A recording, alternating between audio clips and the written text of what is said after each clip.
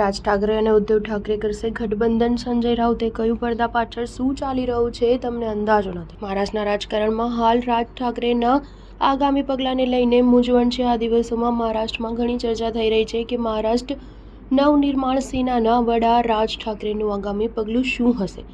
શું તેઓ ઉદ્ધવ ઠાકરેની સાથે જશે કે મહારાષ્ટ્રના નાયબ મુખ્યમંત્રી એકનાથ શિંદે સાથે હાથ મિલાવશે. આ દરમિયાન મહારાષ્ટ્રના ભૂતપૂર્વ મુખ્યમંત્રી ઉદ્ધવ ઠાકરેના જૂથના રાજ્યસભા સાંસદ સંજય રાઉતે રાજ ઠાકરે વિશે ચોંકાવનારો દાવો કર્યો છે. ગઠબંધનના પ્રશ્ન પર શિવસેનાના નેતા સંજય રાઉતે કહ્યું, આમાં કોઈ વિલંબ નથી, બધું જ ટ્રેક પર છે. અમે એમએનએસ સાથે ગઠબંધન અંગે સકારાત્મક છીએ.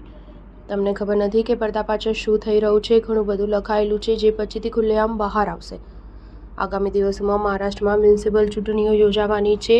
એમએનએસ આ ચૂંટણી પૂરી તાકાતથી લડવાની યોજના બનાવી રહી છે. મહારાષ્ટ્ર નવનિર્માણ સેનાના વડા રાજ ઠાકરે તાજેતરમાં ઉદ્ધવ ઠાકરેની પાર્ટી શિવસેના સાથે હાથ મિલાવવાનો સંકેત આપ્યો હતો. ઉદ્ધવ ઠાકરેએ પણ જાહેર મંચ પરથી આનું સ્વાગત કર્યું હતું. આ પછી તાજેતરમાં શિવસેનાના વડા અને મહારાષ્ટ્રના નાયબ મુખ્યમંત્રી એકનાથ શિંદેના નજીકના સહાયક ઉદય સામંત રાજ ઠાકરેને મળ્યા હતા. આ પછી પ્રશ્નો ઊભા થઈ રહ્યા છે કે રાજ ઠાકરેનું આગળનું પગલું શું હશે.